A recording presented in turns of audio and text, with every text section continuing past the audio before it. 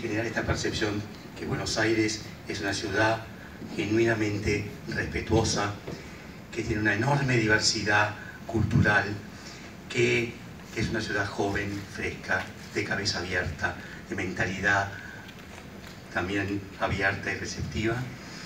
Es uno de los destinos de la comunidad LGBT más elegidos a nivel mundial, lo cual tiene varias facetas y varios atractivos.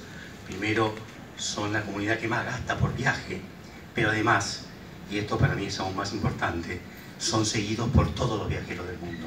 Es decir, cuando la comunidad LGBT elige un destino, atrás de eso es un destino que es respetuoso, pero además es un destino que es sofisticado, que tiene un amplio espectro de expresiones culturales, que tiene esa sofisticación que la comunidad valora, aprecia y recibe mejor que nadie.